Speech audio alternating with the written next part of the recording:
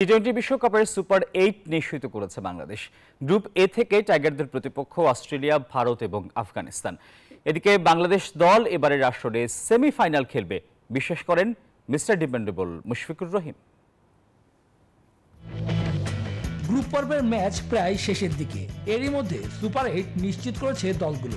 আইসিসির পূর্ব নির্ধারিত সূচি অনুযায়ী টাইগাররা গ্রুপ পর্বের সবগুলো ম্যাচ জিতলেও তাদের খেলতে হতো সুপার 8 এর গ্রুপ এ থেকেই। সে কারণে দক্ষিণ আফ্রিকার বিপক্ষে ম্যাচের হার কোনো প্রভাব পড়েনি সুপার 8 এর গ্রুপের সমীকরণ বদলাতে।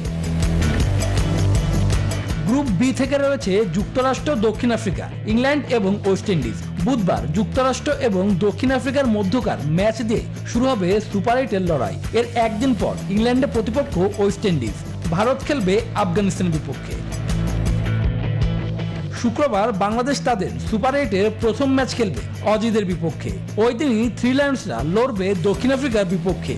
22 জুন টাইগারদের দ্বিতীয় ম্যাচ ভারতের সঙ্গে। সুপার 8 এর শেষ ম্যাচে শান্ত সাকিবদের প্রতিপক্ষ আফগানরা।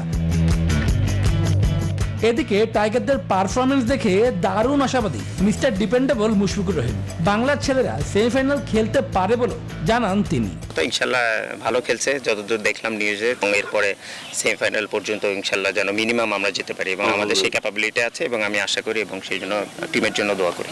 তবে বাংলাদেশের জন্য চিন্তার কারণ ব্যাটিং। টপ অর্ডারে শান্ত লিটনরা নামের প্রতি সুবিচার করতে পারছেন না, সেখানে বল হাতে আলো কাটছেন মুস্তাফিজ, রিশাদ, সাকিবরা। শুভ দেবনাথ, নিউজ 24।